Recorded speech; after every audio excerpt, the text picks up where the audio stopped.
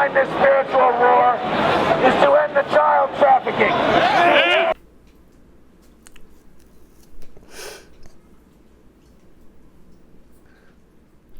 Am I free to talk about this now? Warning, the opinions on this channel are controversial. You may or may not agree with them, but I assure you, if you hear me out, you will most definitely see where I'm coming from. I'm aware that anything I say can and will be used against me in the court of the comments.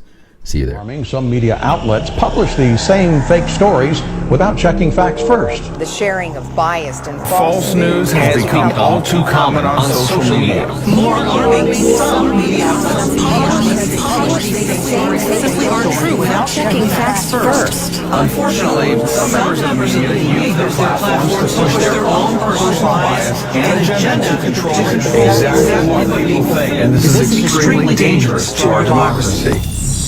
All right, so what's going on, Internet? This is your boy, J Noir. It's been a little minute since I've done one of these videos. For you guys who know me, good to see you again. For those who don't, I can't wait to introduce myself and also explain the reason for posting this video, and I think it'll catch everyone else up. Miss you guys. It's good to see you again too. I missed you. So I originally had a channel back in 2016, maybe 2017, that was largely focused on what people used to call conspiracy theory.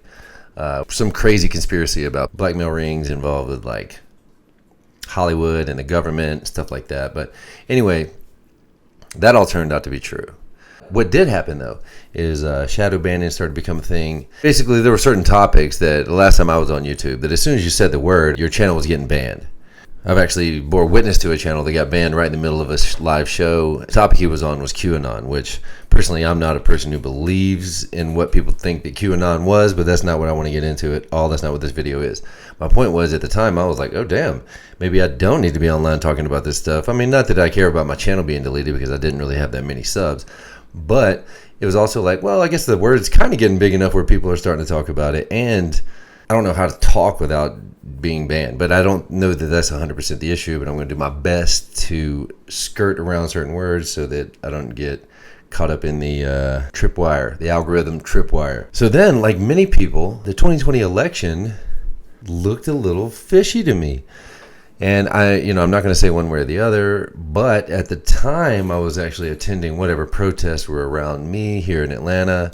And any place that I was, I guess, trying to create content, and not to put anything on Trump, but it has been, since Trump's been around, that we have been definitely living in some monumental times, and politics has now become trending. So at any rate, a friend of mine, he asked me if I wanted to go to another protest that turned out to be the most infamous day, worst day ever in the history of the United States, according to a lot of people. What I was told was there was a protest going on for people who thought that maybe there was a lack of election integrity, which I think for every election there's probably a lack of integrity, but I believe in that one particular one. I don't know. I mean, I think a lot of people would feel the same way I do in thinking that there was some fishy stuff going on, but there's probably a little bit of fishy stuff going on all the time, and I'm not saying it would have even changed the outcome of the election, but there were a lot of questions that never got answered. So on January sorry.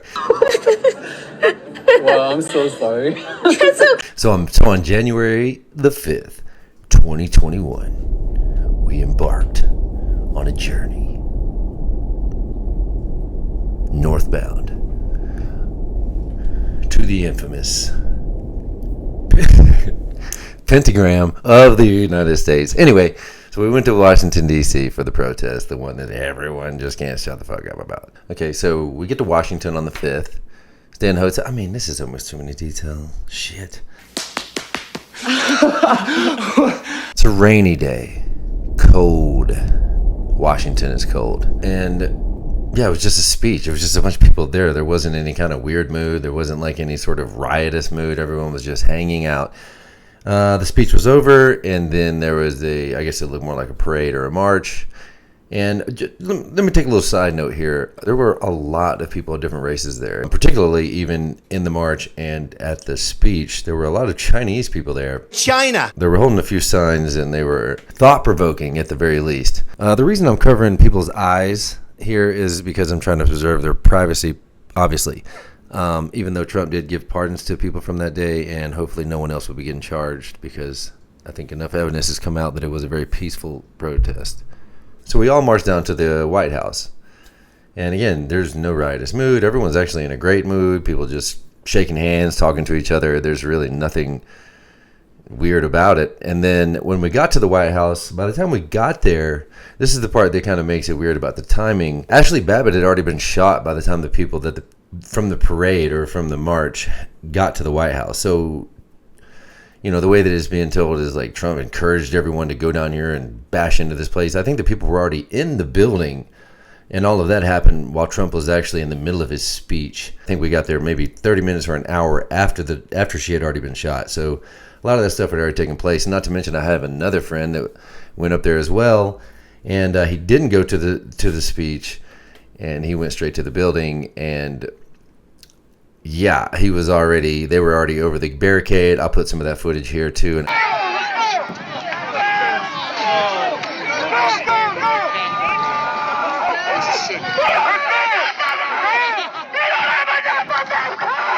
they were already over the barricade, and there were people in the building long before Trump was even done talking. I'm not saying I'm smashing any, narratives or this is like breaking information, but just from a person that was there, this is the way that it went down. So outside the building, everyone's actually in a really good mood. Hold on, let me turn this bitch around.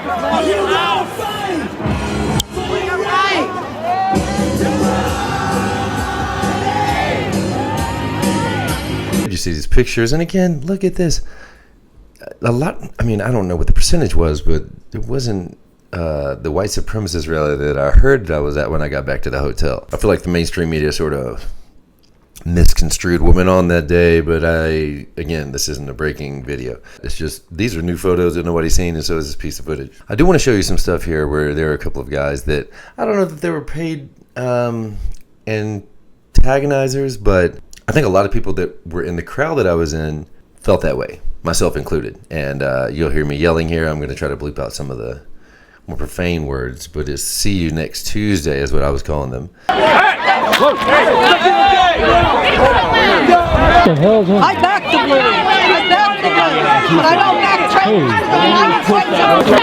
Walk out of here! I don't care!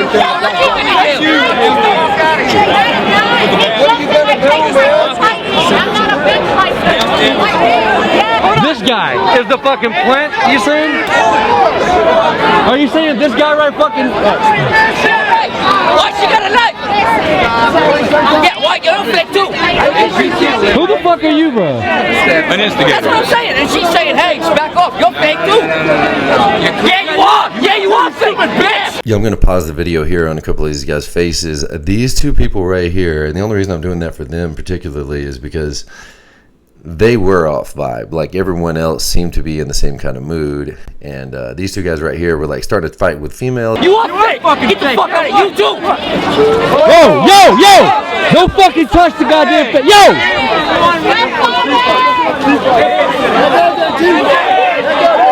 Yeah, these guys are fucking Antifa, G. These guys are Antifa right here. Who, Antifa? These people right here. Fucking Antifa. Get that fucking... So I don't know. I really do feel like something weird was going on with these two guys, but I don't know. It's just a hunch. I mean, I'm not going to be a conspiracy theorist and say, or wait, I'm not going to say with certainty what was going on with them. This is just the vibe that I got and the people around me got. The other people who brought the bad vibe were the police. They were beating the shit out of people. And I'm not saying there was no reason for any sort of pushback, because I didn't witness everything that happened before. And I'll show some footage here, but there were people pressing on the door. There was a constant pepper spray being sprayed out the door.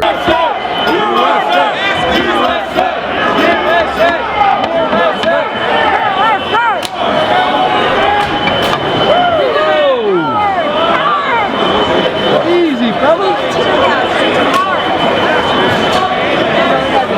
And I think there was a little bit of Braveheart yelling, "Hold the line." I actually was really getting into that.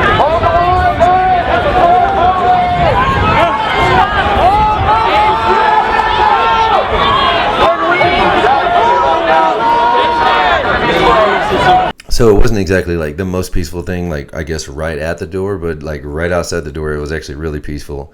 Outside of the fact that when you see a group of police officers pull up in a bus, and then Big line. See him on there? Oh shit! Holy 12! I don't want her. Yeah. I'm going back up. I don't want her. Whoa! Yeah, give me my question. Are they?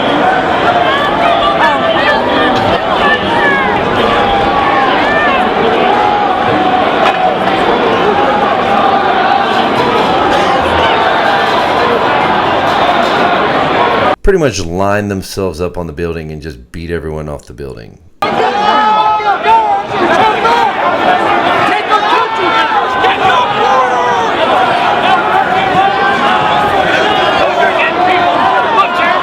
he's looking over his ass. And I'll show you some footage here where there's flash grenades, I believe they're called. Watch it go! Watch it! Watch it go!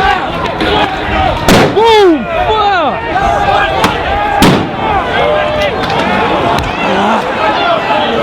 But yeah, the violence was actually coming from them, which, I mean, I'm not saying that it was unjustified. You know, they had to do what they had to do, I guess. But it was just ironic that the people that were there were mostly pro-police, as far as I remember. And while the people who would have been at a different protest would have been kind of like, defund the police. Oh yeah, and here's this guy, actually. You know, I had a conversation with him. I was like, wow, that's a really cool Viking outfit you got on. Sound like a nice guy. He's just talking about the banking system, holding us back and blah, blah, blah. You know, just, you know, run-of-the-mill conspiracies. Brings me to another point. The only actual damage that I saw happening from the protesters there was CNN stuff. And I'm just going to put some stuff here. CNN was trying to film, and then I myself was actually right next to that barricade and started yelling at them, get the fuck out of here, you know, you guys are part of the fucking problem, blah, blah, blah. And yes, a group of guys did go over that barricade and kind of destroy CNN's camera gear. I think one guy made out with the camera, but the rest of them just left their stuff and just ran off. But other than that, I mean, even, I'm trying to find this picture of like the trash. Like even when we were left and everyone was beat off the building, all of the trash was put in proper trash receptacles. And I've never seen that in a protest from the left. And I normally don't record trash because it's just not something I think about. But I did notice that it was cleaned up. And that is pretty peculiar for it to be a protest. But it's neither here nor there. Supposedly that was the insurrection, the worst day ever. Yeah, everyone was really polite, actually. It was the most polite, you know, attempted takeover of the government that I've ever seen. Most peaceful, non-weapon having coup that I've ever seen or heard of anyway. Now that I've seen everything that's come from that day, it's like, do I regret going there? It was cool. It was a cool experience. I mean, I wasn't as cool as the media made it out to be, but it was actually pretty badass, and I got some good photos. I didn't even have to be that great of a photographer to even get those photos. I mean, it was just cool, kind of time-life looking stuff, you know, put some black and white on there. But do I believe that there was some screwiness going on with the election? I definitely do. Do I feel like I was fooled into being part of some sort of photo op that made the right look bad? Which I don't even think that I'm really from the right, so to speak. But do I feel like that happened? Yeah, I kind of do. And that part I do regret. But, you know, for the experience and actually just to have been there as opposed to heard what happened and know exactly how the vibe was and what was going down as opposed to, you know, just trying to get a slighted view and have to make my guess based off the information that they're giving me. Yeah, it definitely was a cool experience. And it looks like there's probably going to be more, and I'm going to try to show up to those as well. But I don't want to make my channel completely about stuff like that, but I'm just saying it's just kind of an explanation of where I've been or why I'm starting right now, because I feel like it's actually a more free place now. We can talk on the internet again, and, you know, it's not like I'm looking to say anything like overly offensive anyway, but yeah, it's still better than being scared of going to jail for saying I just went to a place and took pictures and just stood around, you know. Anyway, thank you everyone for tuning in, especially you guys. Missed you. Sorry about the cheese. And yeah, I guess I'll see you guys on the next round. Damn, what the fuck do you say at the end of one of these things? I can't remember. Whatever. This is extremely dangerous to our democracy. This is extremely dangerous to our democracy. This is extremely dangerous to our democracy. This is extremely dangerous to our democracy. This is extremely dangerous to our democracy. This is extremely dangerous to our democracy. This is extremely dangerous to our democracy. This is extremely dangerous to our democracy. This is extremely dangerous to our democracy. This is extremely dangerous to our democracy. This is extremely dangerous to our democracy.